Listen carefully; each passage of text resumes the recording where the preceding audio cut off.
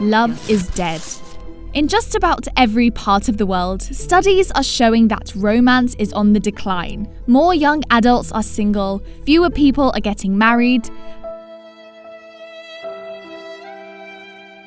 birth rates are dropping, and plenty of people aren't even bothering to celebrate Valentine's Day. There are plenty of reasons for this. Young adults are living with their parents for longer, and everyone is spending too much time on the internet. But the biggest culprit might be Baldur's Gate.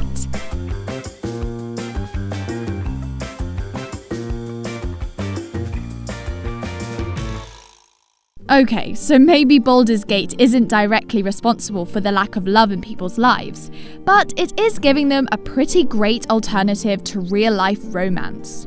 Who needs to waste time in the dating pool when they can enjoy a literal fantasy romance while playing an RPG? These days, it feels like most RPGs are basically dating sims with combat. Why has love and romance become such a big part of Western RPGs? Western RPGs have been around since the 70s, and while they haven't always been much to look at, they've consistently pushed games forward. Early RPGs proved that video games could tell amazing stories while giving players a ton of control over the character they played.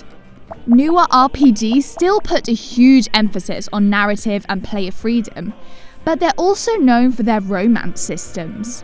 These dating sim mechanics are so popular that they seem to dominate the conversation around any big RPG. People still talk about boss fights and character builds, but they seem a lot more interested in finding the best person to flirt with. There's a clear dividing line between the RPGs of old and the new. Baldur's Gate 2 wasn't the first RPG that lets you date party members, but it was the game that brought these mechanics into the mainstream. Why did Baldur's Gate 2 decide to include dating sim mechanics? And why did almost every RPG decide to copy them after that? Well, the first two were developed by a company known as BioWare. BioWare is an RPG powerhouse today, but back then, they were a scrappy little studio still working to make a name for themselves. In December 1998, after years of grueling development, BioWare released their first big hit, Baldur's Gate. Less than a month later, they got to work on the sequel. They wanted a follow-up to be better than the original in every way, but they didn't have much time to make that happen. Baldur's Gate 2 was scheduled for a September 2000 release, and that meant BioWare needed to reuse the assets and mechanics they'd already created. To keep the sequel from feeling like a retread, they combed through reviews and fan forums in search of fresh ideas or new features they could potentially add to the game. And that's when they made a discovery. Fans liked their characters. A lot. And they didn't just want to fight alongside these characters. They wanted to date them, or maybe even marry them. The idea of adding dating sim mechanics to an RPG probably sounded a bit odd back then, but it also made sense. Baldur's Gate let players imagine that they were part of a fantasy world. Adding romance made the fantasy even better. I want to go on a date. A first date. No weapons, no monsters, no mysterious voices. Just you and me and dinner. And dating sim mechanics actually blended in perfectly with the gameplay of Baldur's Gate. The series already had a reputation system and dialogue choices. All BioWare really needed to do was add a few romanceable characters. That's when things got a little tricky. The character fans were most interested in dating was Jaheira, a beautiful half-elf fighter that happened to be happily married to a guy named Khalid. BioWare considered a few options, but they ultimately caved to fan pressure and killed off Khalid before the start of the game, leaving Jaheira a single lady. Despite the unnecessary widowing, or maybe because of it, adding romance to Baldur's Gate 2 was a huge success. Being able to flirt and fall in love gave players a deeper sense of connection to the game's world and characters. Some people played through the game multiple times so they could experience every lovey-dovey storyline. Of course, the love didn't stop with Baldur's Gate. Romances became an essential part of BioWare games. Players could fall for Jedi Masters in Knights of the Old Republic, date aliens in Mass Effect, and hook up with shape-shifting sorceresses in Dragon Age. And it wasn't just BioWare. Once developers saw how invested players were in these relationships, they started adding romance options to just about every Western RPG. Bethesda added love interest to the Elder Scrolls series when they released Skyrim. Fallout 4 let people date ghouls and robo-brains.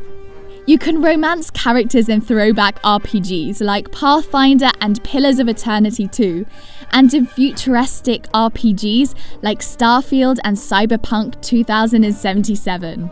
Love and romance is now a staple of Western RPGs. These days, players will complain if an RPG doesn't let you date anyone.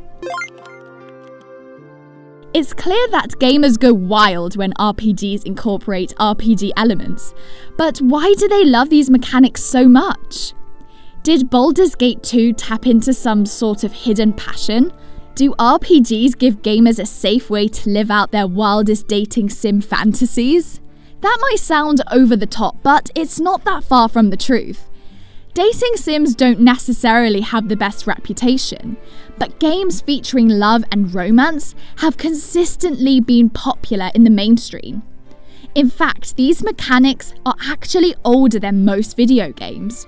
People were playing dating board games way back in the 1960s. And it's not just games. People love watching romantic comedies and dating TV shows. Romance novels sell in the millions. Even when people can't date their favourite video game characters, they're happy to fantasize about them in fan fiction. BioWare put dating sim mechanics in Baldur's Gate 2 because they wanted to appeal to their core fan base, and they wound up creating something that connected with a much wider audience. In the 90s, a company called Purple Moon spent millions of dollars researching ways to make games more appealing to girls. They discovered that girls were drawn to games with social mechanics that let them build relationships with characters. BioWare didn't sink a fortune into market research, but they wound up stumbling onto the same conclusion. Longtime RPG fans love dating sim mechanics, but the new focus on romance always brought new players. Games are traditionally marketed towards males, but surveys show that nearly half of Western RPG players are women. Today, dating sim mechanics are a standard feature in Western RPGs, and they're showing up in other games too. When Persona added social links, it capulated the series to mainstream success. Romance and marriage pulled Fire Emblem out of obscurity. There are romance options in roguelikes, puzzle games, murder mysteries, and plenty of other places you might not expect them. So is Baldur's Gate 2 actually a love killer? Well, some studies have linked video games to a general decline in romance, but it's really just a small piece of a much larger puzzle. See, studies also show that people are lonelier than ever. People are struggling to make friends and forge connections with real people. And games with romanceable characters give people the social connections they're craving. Playing Baldur's Gate 3 won't doom you to eternal singledom, probably. But if your love life isn't doing so hot, it might be nice to flirt with Shadowheart or Asturion for a while.